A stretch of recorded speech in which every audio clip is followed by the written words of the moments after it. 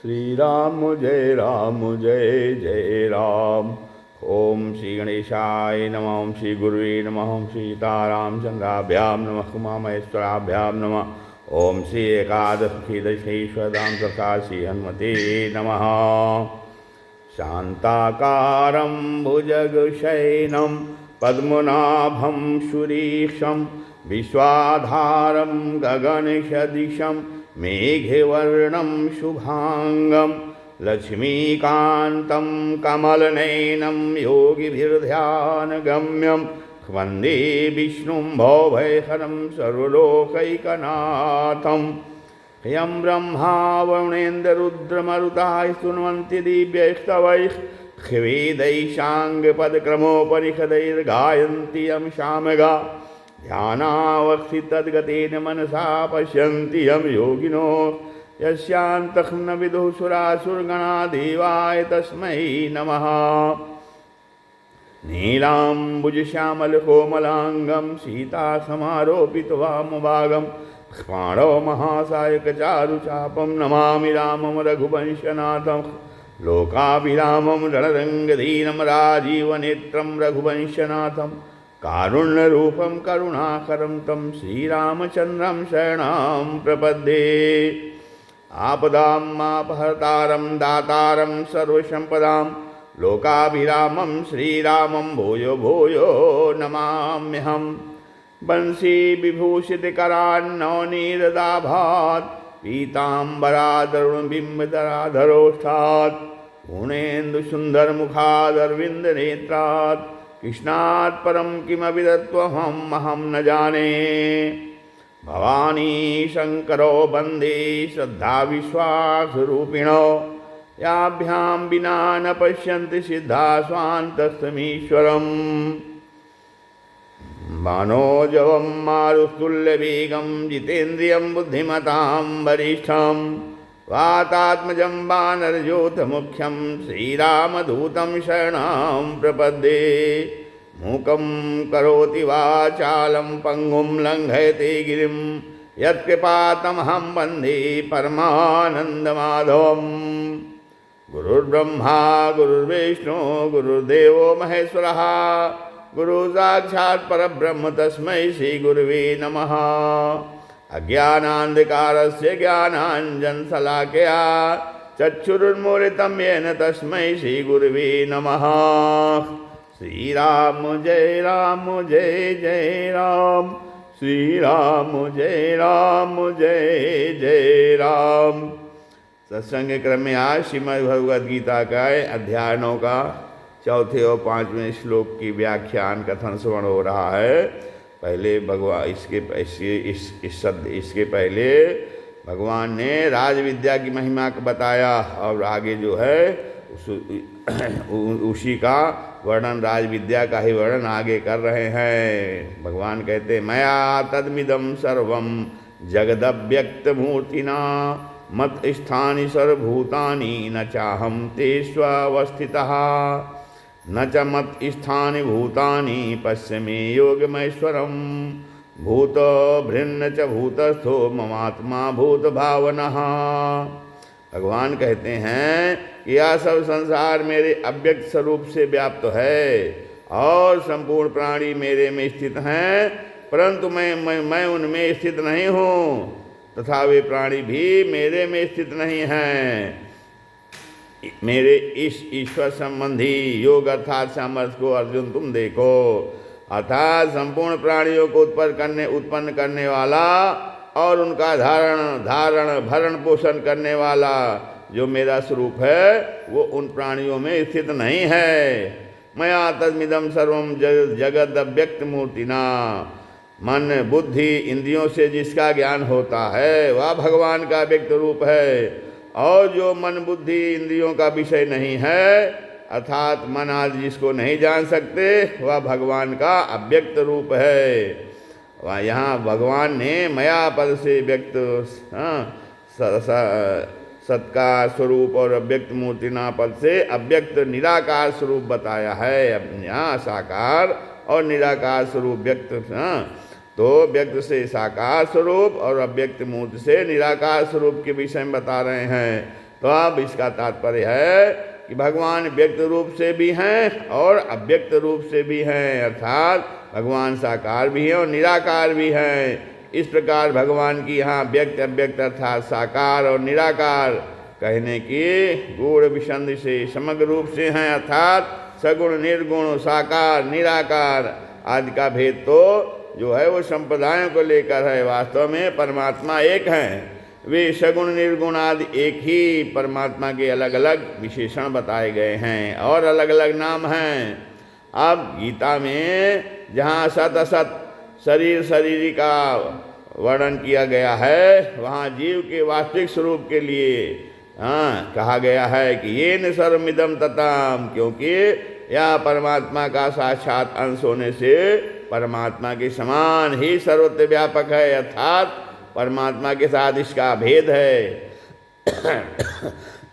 जहाँ सगुण निराकार की उपासना का वर्णन होता है वहाँ बताया गया है ये न सर्वमिदं तताम। जहाँ कर्मों के द्वारा भगवान का पूजन बताया है वहाँ भी कहा है ये न सर्वमिदं तताम।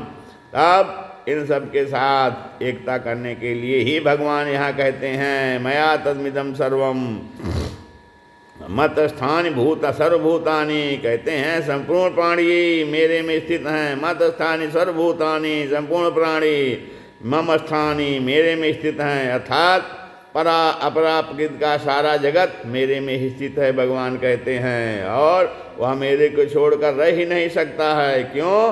कारण कि संपूर्ण प्राणी मेरे से ही उत्पन्न होते हैं और भगवान कहते हैं मेरे में ही स्थित रहते हैं और मेरे में ही लीन होते हैं। अर्थात संपूर्ण प्राणियों का उनके उत्पत्ति स्थित और प्रलय रूप जो कुछ परिवर्तन होता है भगवान कहते हैं वह सब मेरे में ही होता है। अतः वे सब प्राणी मेरे में स्थित हैं। न चाहम ते स्वस्थितः, पहले भगवान ने दो बातें कही, पहले मया तद्मिदं सर्वम जगद अव्यक्त मूर्तिना और दूसरा कहा मत स्थानी सर्वभूतानि। अब भगवान जो है इन दोनों बातों के विरुद्ध दो बातें कहते हैं। पहली बात कहते हैं मैं संपूर्ण जगत में स्थित हूँ, अर्थात पहली बात मैं संपूर्ण जगत में स्थित हूँ, इसके विरुद्ध यहाँ कहते हैं कि मैं उनमें स्थित नहीं हूँ। कारण यदि मैं उनमें स्थित होता तो उनमें जो परिवर्तन होता है वह परिवर्तन मेरे में भी होता, उनका नाश होने से मेरा भी नाश होता और उनका अभाव होने से मेरा भी अभाव होता। तात्पर्य है कि उनका तो परिवर्तन नाश और अभाव होता है, परंतु भगवान कहते हैं मेरे में कभी किंचित मात्र भी विकृति नहीं आती। मैं उनमें सब तरह से व्याप्त रहता हुआ भी उनसे निर्लिप्त हूँ और उनसे सर्वथा संबंध रहित हूँ। भगवान कहते हैं मैं तो निर्विकार रूप से अपने आप में ही स्थित हूँ, वास्तव में मैं उनमें स्थित हूँ। ऐसा कहने का तात्पर्य है कि मेरी सत्ता से ही उनकी सत्ता है, मेरे होने पर से ही उनका होनापन है। यदि मैं उनमें न होता तो जगत की सत्ता ही नहीं होती। जगत का होनापन तो मेरी सत्ता से ही दिखता है, इसलिए कहा कि मैं उनमें स्थित हूँ। न च मत स्थानी भूतानि। अब भगवान दूसरी बात संपूर्ण प्राणी मेरे में स्थित हैं के विरुद्ध यहाँ कहते हैं कि वे प्राणी मेरे में स्थित नहीं हैं। कारण कि अगर वे प्राणी मेरे में स्थित होते तो मैं जैसा निरंतर निर्विकार रूप से ज्यों का त्यों रहता हूँ वैसा संसार भी निर्विकार रूप से ज्यों का त्यों रहता। मेरा कभी उत्पत्ति विनाश नहीं होता भगवान कहते हैं, तो संसार का भी उत्पत्ति विनाश नहीं होता। एक देश में हूँ और एक देश में नहीं हूँ, एक काल में हूँ और एक काल में नहीं हूँ, एक व्यक्ति में हूँ और एक व्यक्ति में नहीं हूँ। भगवान कहते हैं अरे ऐसी परिच्छिन्नता मेरे में नहीं है तो संसार में भी ऐसी परिच्छिन्नता नहीं होती। तात्पर्य है कि निर्विकारता, नित्यता, व्यापकता, अविनाशीपन आदि जैसे मेरे में है वैसे ही उन प्राणियों में भी होते, परंतु ऐसी बात नहीं है।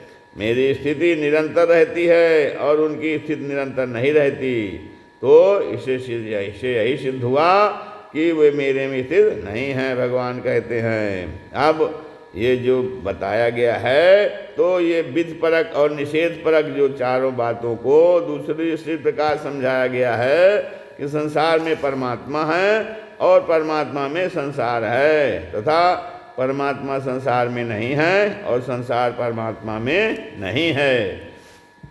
आप कहते हैं कि जैसे अगर तरंग की सत्ता मानी जाए तो तरंग में जल है और जल में तरंग है।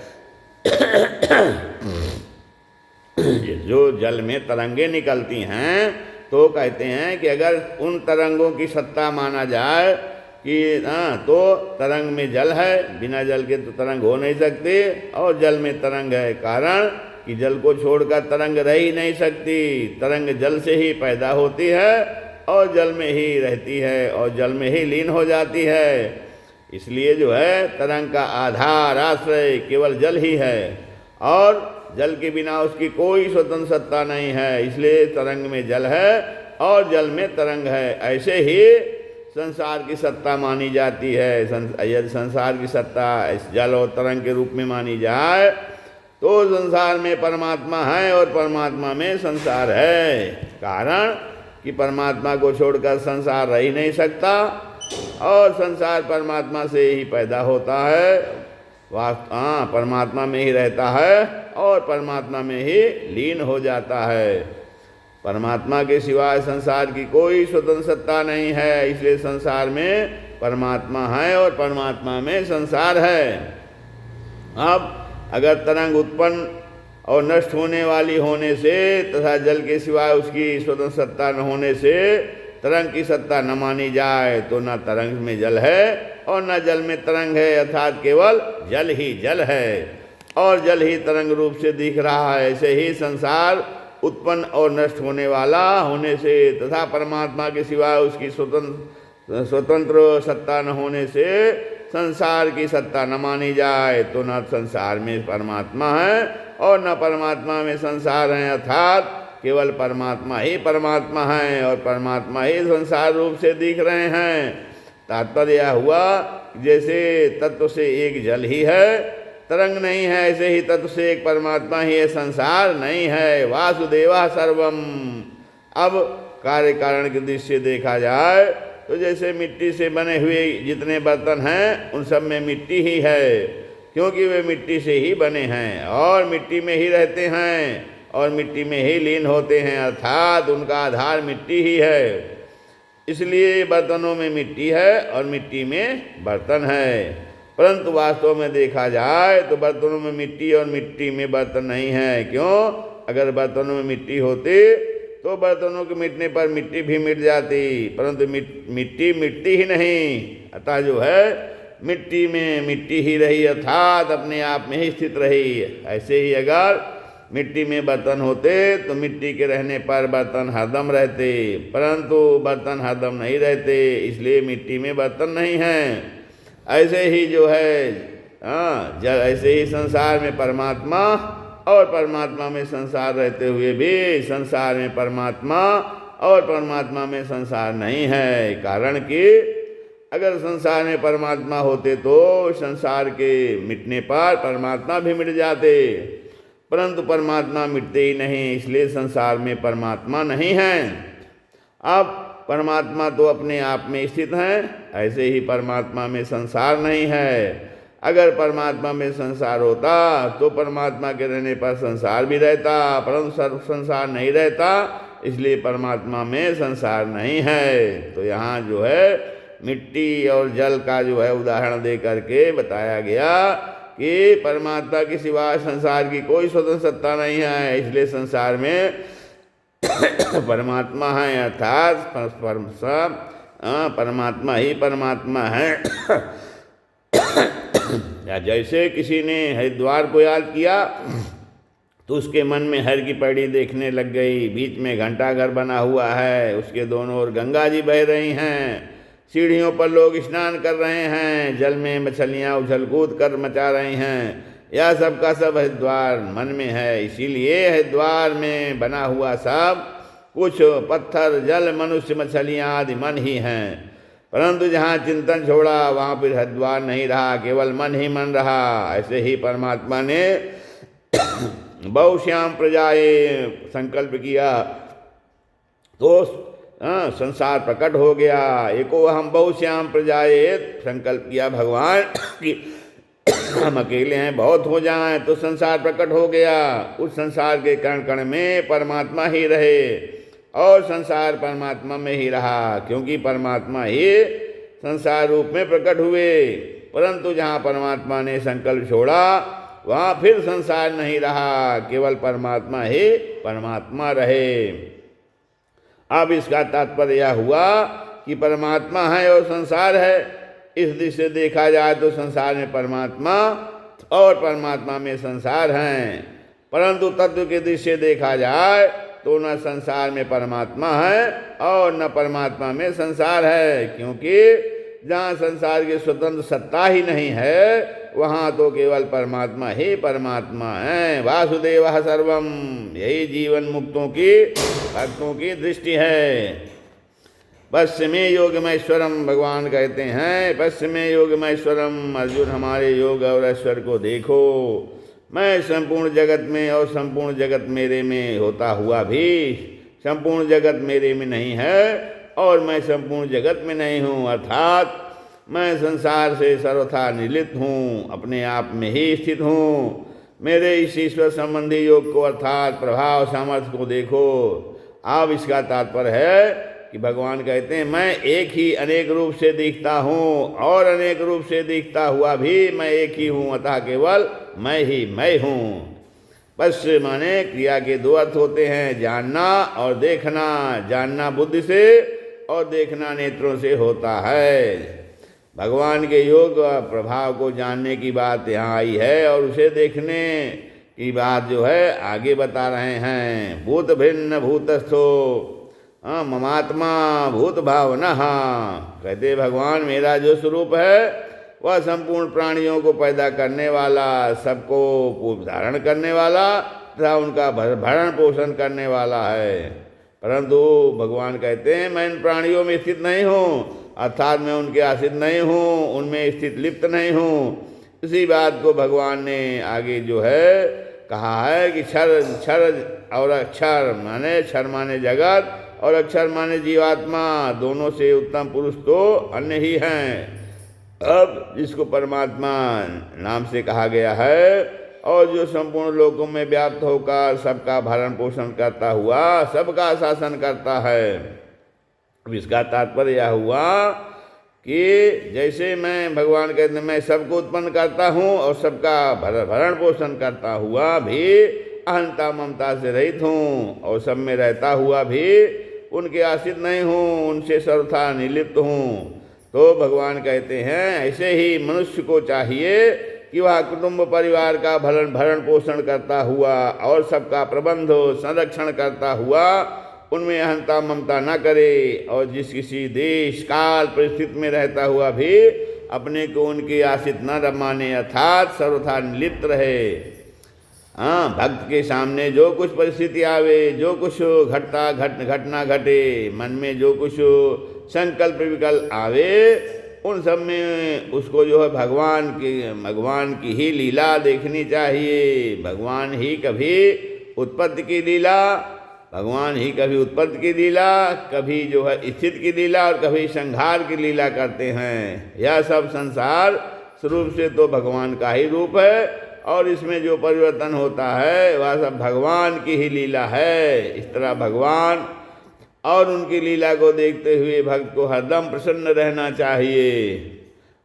बच्चे जो मार्मिक बात है। अब मन जो है सब कुछ परमात्मा ही है। सब मार्मिक बात यह है कि सब कुछ परमात्मा ही है। इस बात को खूब गहरा उतर कर समझने से साधक को इसका यथार्थ अनुभव हो जाता है। यथार्थ अनुभव होने की कसौटियाँ है। यथार्थ अनुभव कैसे करें कि अगर उसकी कोई प्रशंसा करे कि आपका सिद्धांत बहुत अच्छा है आदि, तो उसको अपने में बड़प्पन का अनुभव नहीं होना चाहिए। संसार में कोई आदर करे या निरादर, इसका भी साधक पर असर नहीं होना चाहिए। और अगर कोई कह दे कि संसार नहीं है और परमात्मा है, या तो आपकी कोरी कल्पना है और कुछ नहीं आदि, तो ऐसी ही कांट छांट से साधक को किंचित मात्र भी बुरा नहीं लगना चाहिए। उस बात को सिद्ध करने के लिए दृष्टांत देने की, प्रमाण खोजने की इच्छा ही नहीं होनी चाहिए और कभी भी ऐसा भाव नहीं होना चाहिए कि यह हमारा सिद्धांत है, यह हमारी मान्यता है। इसको हमने ठीक समझा है आदि जो है। आप अपने सिद्धांत के विरुद्ध कोई कितना ही विवेचन करे तो भी अपने सिद्धांत में किसी कमी का अनुभव नहीं होना चाहिए और अपने में कोई विकार भी पैदा नहीं होना चाहिए और अपना यथार्थ अनुभव स्वाभाविक रूप से सदा सर्वदा अटल और अखंड रूप से बना रहना चाहिए। अब इसके विषय में साधक को कभी सोचना ही नहीं चाहिए। अब जो है यहाँ जो पश्चिमी योग महेश्वरम में योग और ऐश्वर्य का मतलब है, यहाँ योग शब्द युज संयमने धाव से बना हुआ लिया है, क्योंकि संपूर्ण संसार का संयमन भगवान ही करते हैं। ऐसे तो यमराज भी प्राणियों के पाप पुण्यों के अनुसार उनका संयमन करते हैं, परंतु वे तो एक मृत लोक के प्राणियों का ही संयमन करते हैं, जबकि भगवान अनंत ब्रह्मांडों का तथा उनमें अलग अलग नियुक्त किए हुए यमराजों का भी संयमन करते हैं। इस संयमन करने की शक्ति का नाम ही यहाँ योग सामर्थ्य प्रभाव है। यह योग सामर्थ्य प्रभाव पूर्ण रूप से केवल भगवान में ही होता है। अब आगे कहते हैं यथाकाशिस्तो नित्यं वायु सर्वत्रो गो महान तथा सर्वाणि भूतानि मत स्थानित्युपधारय। भगवान कहते हैं कि जैसे सब जगह विचरने वाली महान वायु नित्य ही आकाश में स्थित रहती है, यथा आकाश तो नित्यम वायु सर्वत्र गो महान, ऐसे ही संपूर्ण प्राणी मुझ में ही स्थित रहते हैं, ऐसा तुम जानो मान लो। भगवान कहते हैं जैसे सब जगह विचरने वाली महान वायु नित्य ही आकाश में स्थित रहती है, अर्थात वह कहीं निष्पन्द रूप से रहती है, कहीं सामान्य रूप से क्रियाशील रहती है, कहीं बड़े वेग से चलती है आदि, पर किसी भी रूप से चलने वाली वायु आकाश से अलग नहीं हो सकती। वह वायु जो है कहीं रुकी हुई मालूम देगी और कहीं चलती हुई मालूम देगी, तो भी वह आकाश में ही रहेगी। आकाश को छोड़कर वायु तो आकाश छोड़कर वह कहीं रह ही नहीं सकती। ऐसे ही तीनों लोकों और 14 भुवनों में घूमने वाले स्थावर संगम संपूर्ण प्राणी मेरे भगवान कहते हैं मेरे में ही स्थित रहते हैं, तथा सर्वाणि भूतानि मत स्थानी। तो भगवान ने आगे कहा है कि मत स्थान का प्रयोग इसलिए किया है कि इसका तात्पर्य हुआ कि यह संपूर्ण प्राणी मेरे में ही स्थित हैं, मेरे छोड़कर ये कहीं जा सकते ही नहीं। ये प्राणी जो है प्रकृति और प्रकृति के कार्य शरीर आदि के का साथ कितना ही घनिष्ठ संबंध मान लें तो भी वे प्रकृति और उसके कार्य से एक हो सकते ही नहीं, और अपने को मेरे से कितना ही अलग मान लें तो वे मेरे से अलग हो सकते ही नहीं। अब वायु को आकाश में नित्य स्थित बताने का तात्पर्य है कि वायु आकाश से कभी अलग हो ही नहीं सकता। वायु में यह किंचित मात्र भी शक्ति नहीं है कि वह आकाश से अलग हो जाए क्योंकि आकाश के साथ उसका नित्य निरंतर घनिष्ठ संबंध अर्थात अभिन्नता है। वायु आकाश का कार्य है और कार्य की कारण के साथ अभिन्नता होती है। कार्य केवल कार्य की दृष्टि देखने पर कारण से भिन्न दिखता है, परंतु कारण से कार्य की अलग सत्ता नहीं है। जिस समय कार्य कारण में लीन होता रहता है उस समय कार्य कारण में प्रभाव रूप से प्राग भाव रूप से अर्थात अप्रकट रूप से रहता है, और उत्पन्न होने पर कार्य जो है भाव रूप से अर्थात प्रकट रूप से रहता है, और लीन होने पर कार्य जो है प्रध्वंसा भाव रूप से अर्थात कारण रूप से रहता है। कार्य का प्रध्वंसा भाव नित्य रहता है, उसका कभी अभाव नहीं होता क्योंकि वह कारण रूप से ही हो जाता है। अब इस तरह देखा जाए तो इस रीत से वायु आकाश से ही उत्पन्न होती है, आकाश में स्थित रहती है और आकाश में ही लीन हो जाती है, अर्थात जो है वायु की स्वतंत्र सत्ता न रहकर आकाश ही रह जाता है। ऐसे ही यह जीवात्मा परमात्मा से ही प्रकट होता है, परमात्मा में स्थित रहता है और परमात्मा में ही लीन हो जाता है, अर्थात जीवात्मा की स्वतंत्र सत्ता न रहकर केवल परमात्मा ही रह जाते हैं। जैसे वायु गतिशील होती है अर्थात सब जगह घूमती है, ऐसे यह जीवात्मा गतिशील नहीं होता, परंतु जब यह गतिशील प्रकृति के कार्य शरीर के साथ अपनापन मैं मेरापन कर लेता है तब शरीर की गति इसको अपनी गति दिखने लग जाती है। गतिशीलता देखने पर भी यह नित्य निरंतर परमात्मा में स्थित रहता है। अब इसलिए जो है आगे भगवान ने जीवात्मा को नित्य सर्वगत अचल स्थान और सनातन बताया है और शरीरों की गतिशीलता के कारण इसको सर्वगत बताया।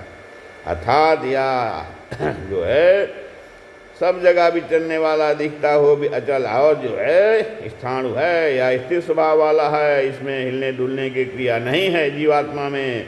इसलिए भगवान कह रहे हैं कि सब प्राणी अटल रूप से नित्य निरंतर मेरे में स्थित हैं। अब इसका तात्पर्य हुआ तीनों लोक और 14 भुवनों में घूमने वाले जीवों की परमात्मा से भिन्न किंचित मात्र भी स्वतंत्र सत्ता नहीं है और हो सकती भी नहीं। अर्थात सब योनियों में घूमते रहने पर भी वे नित्य निरंतर परमात्मा के सच्चिदानंद घन स्वरूप में ही स्थित रहते हैं, परंतु प्रकृति के कार्य के साथ अपना संबंध मानने से इसका अनुभव नहीं हो रहा है। अगर वे मनुष्य शरीर में अपनापन ना करें, मैं मेनापन ना करें, तो इनको असीम आनंद का अनुभव हो जाए। इसलिए मनुष्य मात्र को चेतावनी देने के लिए यहाँ भगवान कहते हैं कि तुम मेरे में नित्य निरंतर स्थित हो, फिर मेरी प्रार्थना में परिश्रम और देरी किस बात की। मेरे में अपनी स्थिति न मानने से और न जाने से ही मेरे से दूरी प्रतीत हो रही। भगवान कह रहे हैं इति उपधार है या बात कहते हैं तुम विशेषता से धारण कर लो। मान लो कि चाहे सर्ग अर्थात सृष्टि का समय हो, चाहे प्रलय का समय हो, अनंत ब्रह्मांडों के संपूर्ण प्राणी सर्वथा मेरे में स्थित रहते हैं। इस मेरे से अलग उनकी स्थिति कभी हो ही नहीं सकती। ऐसा दृढ़ता से मान लेने पर प्रकृति के कार्य से विमुक्ता हो जाती है जाएगी और वास्तविक तत्व का अनुभव हो जाएगा। इस वास्तविक तत्व का अनुभव करने के लिए साधक दृढ़ता से ऐसा मान ले कि जो सब देश काल वस्तु व्यक्ति आदि में सर्वथा परिपूर्ण है वे परमात्मा ही मेरे हैं। देश काल वस्तु व्यक्ति आदि कोई भी मेरा नहीं है, मैं उनका नहीं हूँ।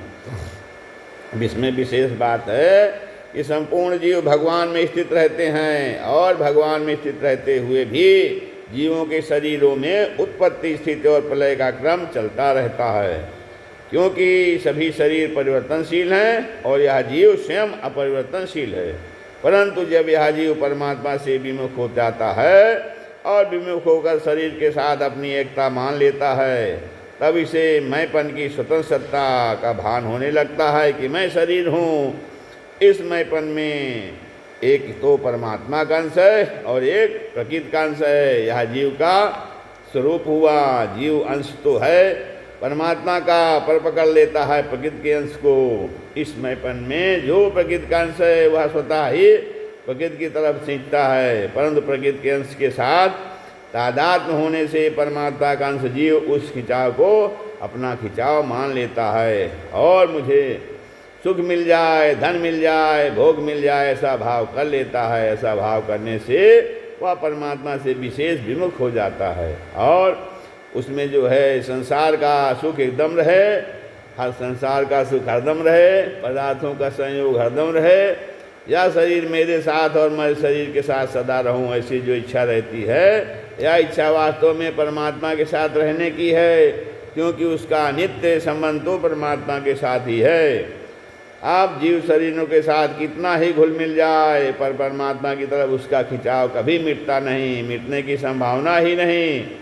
कहते हैं भगवान कि मैं नित्य निरंतर रहूं, सदा सुखी रहूं तथा मुझे सर्वोपरि सुख मिले।